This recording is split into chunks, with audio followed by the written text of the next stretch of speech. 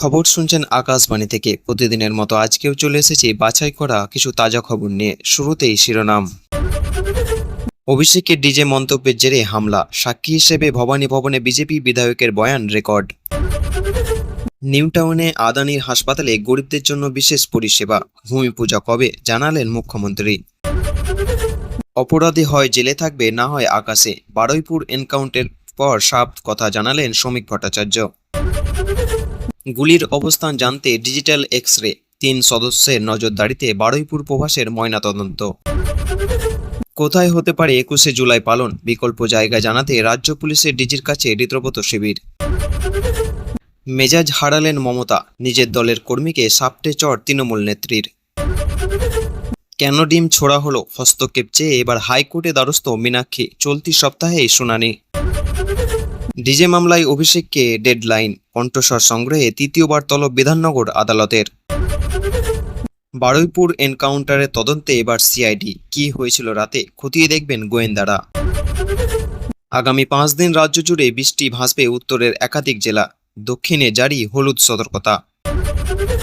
24 ঘন্টার মধ্যে ব্যাংকে জমা হবে দান, তারাপীঠ মন্দিরে এবার ডিজিটাল লেনদেন। বারুইপুরের হিংসার উস্কানিতে রাতভর পুলিশের অ্যাকশন, গ্রেপ্তার আরও 22। ক্লাসে মুখ্যমন্ত্রীর ছবিতে থুতু প্রস্রাব, ভিডিও ভাইরাল হতে গ্রেপ্তার শিলিগুড়ির স্কুল পড়ুয়া। রাতভর বৃষ্টিতে দিল্লির রাস্তা যেন নদী, গাছ পড়ে অব্যাহত বহু রাস্তা, নির্মায়মান বাড়ি ভেঙে মৃত 3 জন।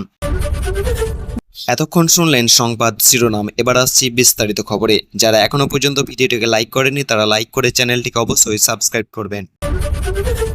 আগামী 5 দিন বৃষ্টিতে ভাসবে রাজ্য, উত্তরবঙ্গে অতি ভারী বৃষ্টির পূর্বাভাস, দক্ষিণবঙ্গে বিক্ষিপ্তভাবে ভারী বৃষ্টির সতর্কতা।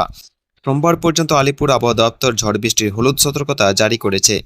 আজ বৃহস্পতিবার কলকাতার আকাশ দিনভর মেঘলা থাকবে, ঝিরঝির বৃষ্টির সম্ভাবনা, বিক্ষিপ্তভাবে হালকা মাঝারির বৃষ্টির সম্ভাবনা রয়েছে। আবহাওয়া অফিস জানিয়েছে, ছত্তিশগড়, ঝাড়খণ্ড, গাঙ্গেয় পশ্চিমের উপরে রয়েছে মৌসুমী অক্ষরেখা। এতে কলকাতা সহ দক্ষিণবঙ্গে ঝড় বৃষ্টির সম্ভাবনা বাড়বে।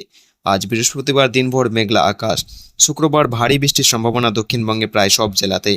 শনিবার বৃষ্টির সম্ভাবনা বেশি থাকবে উত্তর ও দক্ষিণ 24 পরগনায়।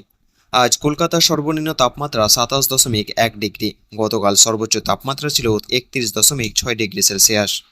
দক্ষিণের বৃষ্টির পূর্বাভাসের পাশাপাশি উত্তরে অতি ভারী বৃষ্টির পূর্বাভাস দিয়েছে আবহাওয়া অফিস। উত্তরবঙ্গে শনিবার থেকে সোমবার পর্যন্ত ভারী বৃষ্টির সতর্কতা। আজ অতি ভারী বৃষ্টি, কমলা সতর্কতা দার্জিলিং, কালিম্পং, আলিপুরদুয়ার, কোচবিহার ও জলপাইগুড়িতে। ভারী বৃষ্টির হলুদ সতর্কতা উত্তর ও দক্ষিণ দিনাজপুরে। বৃষ্টি হবে শুক্রবারেও, শুক্রবার অতি ভারী বৃষ্টির কমলা সতর্কতা। ভারী বৃষ্টি হলুদ সতর্কতা দার্জিলিং, কালিম্পং, কোচবিহার, আলিপুরদুয়ার ও দক্ষিণ দিনাজপুরে। দার্জিলিং, কালিম্পং, আলিপুরদুয়ার এবং জলপাইগুড়িতে ভারী বৃষ্টির সম্ভাবনা। মঙ্গলবার থেকে বজ্রবিদ্যুৎ সহ বৃষ্টির হলুদ সতর্কতা থাকলেও ভারী বৃষ্টির সম্ভাবনা কমবে। এবার বারুইপুর এনকাউন্টারে তদন্ত করবে সিআইডি। মঙ্গলবার গভীর রাতে পুলিশের এনকাউন্টারে মৃত্যু হয় প্রভাস মণ্ডলের। ইতিমধ্যে এই ঘটনা শুরু হয়েছে বিচার বিভাগীয় তদন্ত।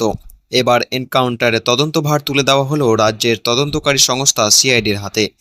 নিয়ম অনুযায়ী জেলা পুলিশ এনকাউন্টারের সঙ্গে যেহেতু জড়িত, সেই কারণে বারুইপুর জেলার পুলিশ এই তদন্ত করতে পারে না। সেই কারণেই পৃথক তদন্তকারী সংস্থা সিআইডিকে শুধুমাত্র এনকাউন্টারের ঘটনা তদন্তে দায়িত্বে তুলে দেওয়া হয়েছে বলে খবর। প্রভাস মণ্ডলকে এনকাউন্টারের ঘটনায় উঠে এসেছে একাধিক প্রশ্ন। এহেন পরিস্থিতিতে ঘটনা তদন্ত ভার তুলে দেওয়া হলো সিআইডির হাতে। মঙ্গলবার রাতে ঠিক কী ঘটেছিল তা জানার চেষ্টা করবেন রাজ্য পুলিশ গোয়েন্দারা। এমনকি কেন পুলিশকে গুলি চালাতে হলো তাও সিআইডি খতিয়ে দেখবে বলে খবর। অন্যদিকে পুলিশি এনকাউন্টারের ক্ষেত্রে বিভাগীয় তদন্ত হয়, নিয়ম মোতায়েন তা হয়ে থাকে। সেই মতো এনকাউন্টারের ঘটনায় সিআইডি তদন্তের পাশাপাশি বিভাগীয় তদন্তও চলবে বলে পুলিশ সূত্রে খবর। বলে রাখা প্রয়োজন, গত রবিবার বারুইপুরে উদ্ধার হয় নাবালিকার দেহ। ঘটনার কয়েক ঘন্টার মধ্যেই অন্যতম অভিযুক্ত প্রভাস মণ্ডলকে গ্রেপ্তার করে পুলিশ। মঙ্গলবার দিনভর তাকে জেরা করে পুলিশ। রাতে ঘড়ির কাঁটায় 1:45 নাগাদ প্রভাস মণ্ডলকে নিয়ে বারুইপুরের সূর্যপুরে অর্থাৎ অনুকূল স্থানে যান সিটের সদস্যরা। নিয়ম অনুযায়ী ধৃতদের জেরা বলা বক্তব্যের সঙ্গে পুনর্নির্মাণের তথ্য মিলিয়ে দেখতে হয়। সেই সময় শুরু হয় পুনর্নির্মাণের কাজ। জানা যাচ্ছে, আচমকা সিটের সদস্য রানী সরকারের কোমরের থাকা পিস্তল কেড়ে নেয় প্রভাস। কেউ কিছু বুঝে ওঠার আগে 1 রাউন্ড গুলি চালায় সে। বিপদ বুঝে এরপর আত্মরক্ষায় গুলি চালান বারুইপুর থানার গুন্ডা দমন শাখার দায়িত্বে থাকা অর্ঘ্য মণ্ডল।